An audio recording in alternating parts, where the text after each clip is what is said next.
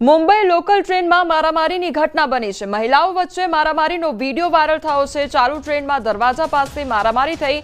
કલ્યાણથી મુંબઈ જતી ટ્રેનમાં મારામારી ઘટનામાં એક મહિલા ઇજાગ્રસ્ત થઈ છે અને તે અંગેનો વિડીયો પણ હાલ સામે આવ્યો છે। તો મુંબઈનો આ સમગ્ર મામલો કે જ્યાં મહિલાઓ વચ્ચે મારામારી થઈ હતી, ઘટનામાં એક મહિલા ઇજાગ્રસ્ત પણ થઈ છે, તે અંગેનો વિડીયો પણ અત્યારે વાયરલ થઈ રહ્યો છે।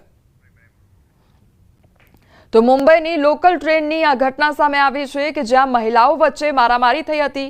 મહિલાઓ વચ્ચે મારામારીનો જે આ વિડીયો છે તે પણ વાયરલ થઈ રહ્યો છે। તો કલ્યાણથી મુંબઈ તરફ આ ટ્રેન જઈ રહી હતી અને તે દરમિયાન મહિલાઓ વચ્ચે મારામારી થઈ હતી અને ત્યારબાદ જે વિડીયો છે તે પણ અત્યારે વાયરલ થઈ રહ્યો છે। વડોદરામાં શિક્ષકે વિદ્યાર્થીને લાફા ઝીક્યા હોવાની ઘટના સામે આવી છે। માંજલપુર વિસ્તારની શાળાની ઘટના સામે આવી છે, જ્યાં વિદ્યાર્થીએ ફરીથી સમજાવવાનું કહેતા માર માર્યાનો આક્ષેપ થઈ રહ્યો છે। વાલીને જાણ થતા શાળામાં જઈ હોબાળો મચાવ્યો હતો। તો વાલી અને શિક્ષકની તકરાર સીસીટીવી કેમેરામાં કેદ થઈ છે। તો વડોદરાનો આ મામલો સામે આવ્યો છે, જ્યાં વિદ્યાર્થી દ્વારા ફરીથી સમજાવવાનું કહેતા તેને મારવામાં આવ્યો હોય તે પ્રકારનો આક્ષેપ થઈ રહ્યો છે અને તે અંગેનો સીસીટીવી ફૂટેજ પણ સામે આવ્યો છે। વરસાદ વચ્ચે નીકળી અંતિમ યાત્રા। તો તાડપત્રી અને પતરાના સહારે અંતિમ વિધિ કરવામાં આવી। કપરાડાના કેડધા બારપુડા ગામની આ ઘટના સામે આવી છે। પાકું સ્મશાન ન હોવાથી ભારે હાલાકી પડી રહી છે। તો વરસાદ વચ્ચે અંતિમ ક્રિયા કરવા માટે લોકો મજબૂર બન્યા છે। 2 કિલોમીટર સુધી ચાલીને દૂર જવું પડ્યું। લોકો લાકડા અને ટાયર લઈને જવા મજબૂર બન્યા છે। તો વલસાડની આ ઘટના સામે આવી છે કે જ્યાં સતત વરસાદ વરસી રહ્યો છે, તેના કારણે ઠેર ઠેર જે પાણી છે તે ભરાઈ ગયા છે અને આ બધાની વચ્ચે અંતિમ યાત્રા કરવામાં આવતી હોય છે અને તાડપત્રી તેમજ પતરાનો ઉપયોગ કરીને ત્યારબાદ વિધિ કરવામાં આવી। આ તરફ છોટાઉદેપુરની વાત કરીએ તો કાચા રસ્તાના કારણે ફરી હાલાકીના દ્રશ્યો સર્જાયા છે। સગર્ભાને ફરી એક વખત જોડીમાં લઈ જવામાં આવી છે। કાચા રસ્તાને કારણે સ્થાનિકોને પારાવાર હાલાકી વેઠવાનો વારો આવે છે। તો નસવાડીના ખેંદા ગામના દ્રશ્યો સામે આવ્યા છે। કાચા રસ્તાને કારણે ગામ સુધી વાહન ન પહોંચ્યું અને તેના કારણે જે ગામના લોકો છે તેમને હાલાકી વેઠવાનો વારો આવી રહ્યો છે। આ તમામ જે તસવીરો સામે આવી રહી છે તેને લઈને જે તંત્ર તરફથી જે કામગીરી થવી જોઈએ તેના પર અનેક સવાલો ઉદ્ભવી રહ્યા છે। ગીર સોમનાથ, ભાવનગર તેમજ વલસાડની એ તસવીરો અને છોટાઉદેપુરની એ ઘટના। છોટાઉદેપુરની વાત કરવામાં આવે તો સગર્ભા જે મહિલા છે તેને બહાર લઈ જવા માટે જોડીનો ઉપયોગ કરીને ટીંગાટોળી કરીને તેને જે સારવાર અર્થે ખસેડવામાં આવે છે। બીજી તરફ આ જે 3 તસવીરો છે વલસાડ, ભાવનગર અને ગીર સોમનાથ, જ્યાં સતત વરસાદ વરસવાને કારણે રોડ રસ્તા પર પાણી ફરી વળતા અંતિમ યાત્રા ઘૂંટણસમા પાણીમાંથી કાઢવી પડી હતી। મોતનો મલાજો ન જળવાયો અને ઘૂંટણસમા પાણીમાં નીકળી છે અંતિમ યાત્રા। ભાલ પંથકના માઢિયા ગામનો આ વિડીયો વાયરલ થયો છે। ભારે વરસાદથી પંથકમાં ફરી વળ્યા હતા પાણી। તો અંતિમ યાત્રાનો વિડીયો કેમેરામાં કેદ થયો છે અને મોતનો મલાજો પણ ન જળવાયો હોય તે પ્રકારની આ પરિસ્થિતિ સર્જાઈ છે। સતત વરસાદ વરસવાને કારણે ઘૂંટણસમા પાણી ભરાઈ ગયા હતા અને જેના કારણે ઘૂંટણસમા પાણીમાં જ અંતિમ યાત્રા કાઢવામાં આવી હતી।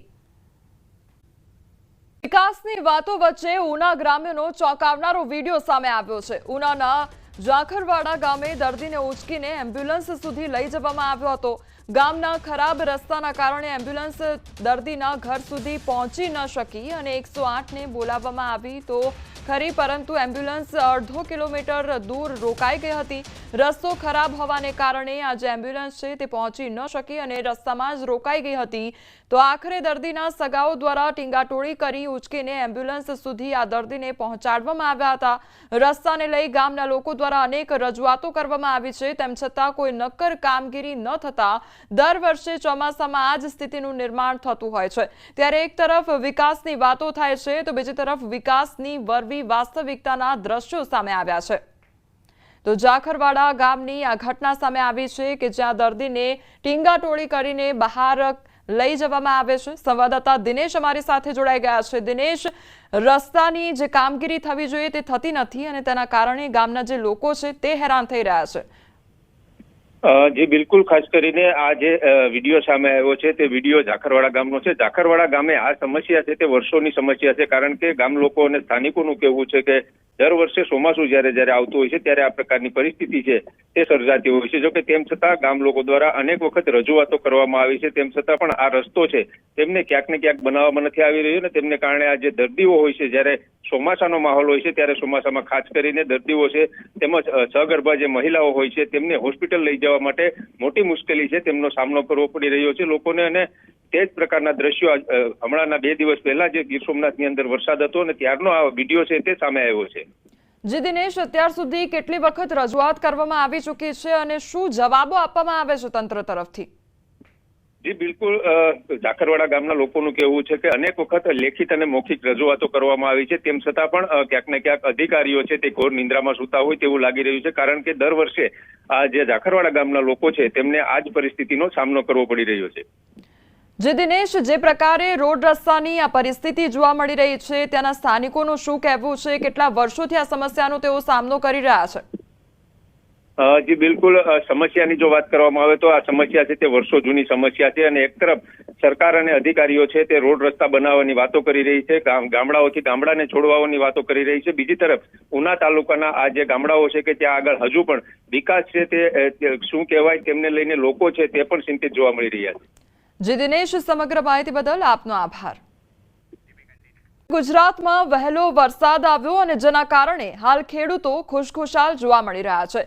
વરસાદ વરસતા ખેડૂતોએ વાવણીની શરૂઆત કરી દીધી છે. નર્મદા જિલ્લામાં 1 લાખ હેક્ટર વિસ્તારમાં ખેતી થાય છે, જેમાંથી 45% જેટલું વાવેતર હાલ થઈ ગયું છે. તે પૈકી 30% વાવેતર એવું છે કે જે બિનપિયત છે અને વરસાદ આધારિત ખેતી થાય છે.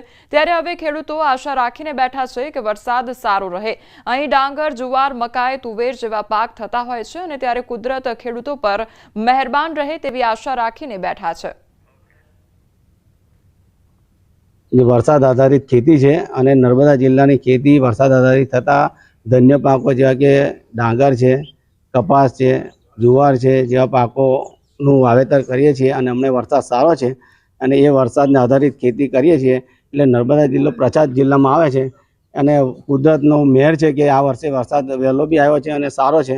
આ વાવણી કરી રહ્યા છે, સારામાં સારો આવવાના વરસાદ જો પડે તો અમારું સારું છે ખેતી લાયક, નહીં તો વરસાદ ના પડે તો આ બિયારણ બધું ફેલ જાય તો અમારી ઘણી મુસીબત પડે. ભગવાન પાસે એવી આશા માંગે છે કે વરસાદ આવવાનો પડવો જોઈએ.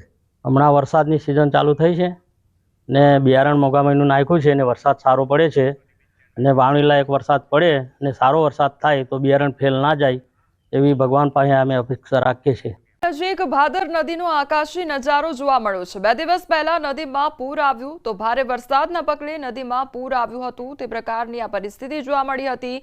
તો ભારે વરસાદ ખાબક્યો હતો અને સતત વરસાદ વરસવાને કારણે નદીમાં પૂર આવ્યું હોય તે પ્રકારની પરિસ્થિતિ સર્જાઈ હતી.